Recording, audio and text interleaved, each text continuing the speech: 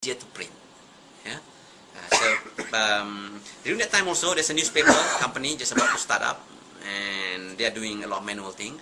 So I went to them and said that, look, I have this desktop publishing thing that you can actually print and do things quite fast. And again, I said, okay, oh, this is good. Okay, where you work before? And okay, I said that, all right, now, where do you want me to work before I can serve you? I said, well, if you work with the Apple local dealer, then probably we'll consider. Then okay, I know that's the first thing I'm going to do next week. Go to Apple dealer during that time. During that time it was Sapura, yeah, local dealer. Then I asked for a job. Okay, and I showed them that I can do this, I can do that, I can do this, and I have all the softwares in the world that you do that time for the Apple Mac, and give a great presentation. Okay, to the desktop publishing business and the thing that I've done before. So okay, all right, and I wait, and I receive a call. And they called me and said, Azli, you not get the job. Huh? Why? We feel that you're not suitable for this post. Okay, then what is suitable? Okay, we want somebody that willing to learn. Okay, and serve the company. I'm willing to learn. No, I said you overlearn actually. We're afraid that you're going to take advantage of the organization. Okay, and do other things. And I said I want to work, and well, if you don't want to work, what can I do? Yeah. So I still continue. Okay. At this time, I'm not selling the clone anymore. Okay. I'm doing apparel import directly from Singapore. Yeah. From Singapore. Apparel import. Apparel import. The Mac from Singapore. So I on bring it in and then sell. And then I compete with them again. Okay. With the local Apple and get a lot of tenders. Okay. And I think after 6 months, after that, there's an opening. Previously, there's an opening. There's no advertisement about the job opening. So I think 6 months after that, there's a job opening advertisement, and I went. This time when I went, people don't know me, okay, because previously I went directly to the top management. Okay, and I went there, and he asked me, "What do you know about this computer?" And I said that, "No, I know a little bit, and I'm willing to learn, and I just act innocent, okay." And not much experience, okay, and this is a good computer, and I think a lot of things to learn and a lot of things that I can offer in terms of probably my eagerness to learn. Well, I got a job actually. All right, you know why I got a job? Because the head of the organization went to Hajj. When the head of the organization came and met me, Azli, who hired you here? I said, your people hire here. So okay, alright, make the best out of it, he said. Well, we're still friends actually. He left the company and then he created the company. Yeah. So well, that's actually life. Yeah. Okay. So after I really work hard. Alright. I mean that actually the part that I really work hard. Okay. But if you were doing business and it was doing well, why did you want to get a job? Because I want an experience. I know that this is not the first time only people ask about my experience locally. Yeah, in Malaysia it's like what you have worked, which company you worked before. Yeah, so I cannot get a job, a pitch from that company. Yeah, in fact for the newspaper organization they asking me, even though they know that I can do this, where you worked before. Yeah, not to say that people that don't know me.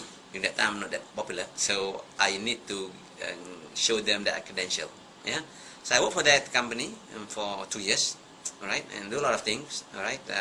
And after that I left, okay, and then I went back to the newspaper company and said, look, I work with this organization, yeah, and I said, okay, all right, what can you do? So cut things short, that we implement the first newspaper infrastructure, graphic infrastructure in Malaysia. Yep. So I think that's actually the challenge. And for me, once you get the challenge, you get over it, it's time to move to something else. So I created it, and the newspaper is still running, and the newspaper is now the biggest newspaper circulation in Malaysia, called Harian Metro. Yep. So that's the first organization that actually I probably implemented from beginning to the end. Right? You created the software, or you? I mix and match, install, and do the training, and do everything. Yeah. And usually, in an Apple environment, at the end of the day, you print it out. It's on a laser printer. That's all. You're done. Okay. But in the newspaper, on the publishing industry, it's not done. This is what we call a pre-press. Yeah. So they need to go on film, print it on film. Only they can print out. 1 copy or 2 copy, use a laser printer. but you want to print 100,000 or million, you need to have a film. Yeah, so a laser printer cannot print on film, so you have to get another equipment actually. Okay, it's called image setters. It's just like a linotype. It's a higher end. It costs like $1 million a piece. Okay, so then they want to buy that. So I said that, oh, okay, let me see where can I source it. So I contact the local dealer. I said that, no way, this company, this organization is ours. We don't have to work without you.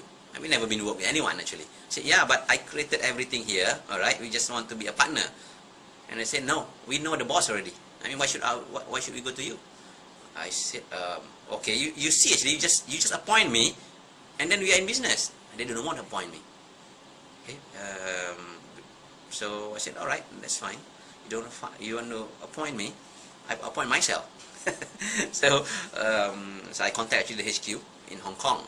Okay, and the HQ says that no, the only rep is in Malaysia is that company. Okay, but at the same time, I just told the management, the national organization, I can get it. Okay, I can deliver it if I know how to use it. So before that time, so I went to Hong Kong and I learned how to use the machine. Okay, I remember I paid 30,000 ringgit during that time just to learn how to use the machine from a company over there that already bought the machine. Yeah. Wow, it's getting longer, yeah. Okay. I cannot get the machine, so what I did actually, I tried to find the machine, okay, anywhere in the world actually. Yep, and I found the machine in Russia. Yep, I found the machine in Russia, and after dealing, this is before the internet. You see, the dealing is not internet, it's not an email. You have to physically write a letter to them or fax a letter to them. Yeah. And I got actually to bring it in from Russia to here, and in fact I paid cash that machine because they said that no cash, no deal. Yeah, I paid cash on that printer actually, and delivered it to Singapore, and bring it to Malaysia. And actually I remember I drive the lorry actually to bring it to Malaysia. Yeah, right, and install it because I have all the experience in that. And well, they're still using the printer, not probably anymore, but they really use the printer, the image setters, and then. I think around 4 years, okay, and then after that, there's a new business coming in, yep, and I feel that this desktop publishing, after 3 years, is not the business I want to be anymore, yeah, so I actually moved to the next business, that is, during that time, it's called video editing, yep, previously, you want to edit a video, you need to use a beta tape, rewind, fast forward. With this, we've been appointed as a Avid dealer, yeah, Avid dealer in Malaysia. Then there's another phase for my business. So you were doing job or you were doing business at that time of publishing? The publishing or business. I quit from my previous organization. I quit from Sapura during that time, and then I considered my job. Yeah. You started a company. Yeah, it's called Emacs. Emacs Center. Yeah. Emacs. The reason actually Emacs because during my school days, okay, in US, I used a word processor called Emacs. Yeah, and you have Max and you have E. Okay, alright, I just go Emacs. And you say, okay, what Emacs stand for? It's nothing. It's just like I like the word processor. That's all. Yeah. So I do the video editing around 3 years. Okay. Avid. Avid. What's Avid? Oh, Avid is just like Adobe Premiere. Adobe Premiere. Yeah, it's like Adobe Premiere. In fact, I think Adobe bought it. You're using Mac or using Mac? Amiga? Or Mac. Yeah, Mac. Okay. It's a Mac. Yeah, and with Avid you can do an editing real time and then output it to beta tape. Yep. So this is desktop publishing, but this is on video. Yep. And I saw the opportunity, I grabbed the opportunity, and I installed video animation editing system in TV3, in RTM, and a lot of news organization, TV organization. And in fact, I installed in the film department in Malaysia. Yeah. And in film department, actually they want output to film. That's the first actually in Malaysia. Because now, when you output to laser printer, and after that you output to film, but for printing. But they want to output to the film, the 335mm film. Alright, so I forgot the name already in there. So that film thing costs about really $1 million. Yeah, and so in fact I scratched all the way to US, okay, and trade in Hong Kong and deliver it to Singapore and bring it in. Yeah, because there's no representative yet. Yeah. Okay, that's actually on the film and on the video. It's around 3 years, and then after that it moves on. Okay. That's 1998. The internet is here now. Internet is there, but nobody have email address. Yeah. And 1998. Okay, what I did actually, I realized that a lot of things actually they are buying from me not because of the product actually.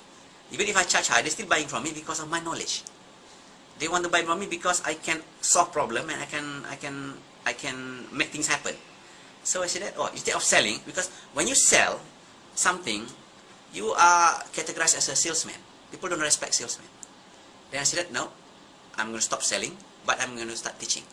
So I created Emacs Academy. The Emacs Academy, I teach desktop publishing from A to Z. Because previously, when you want to do desktop publishing, what you do, you buy a computer. You buy a software that the salesman sells you. Then what next after that? The salesman is going to teach you. Then they have to learn on their own. So now I say that you go and buy the computer or whatever. That is the list. Don't buy it from me. And after that, appoint me to be the trainer. So I trained around, I think, 5,000 to 6,000 people in Malaysia during that time. It was like 3 years.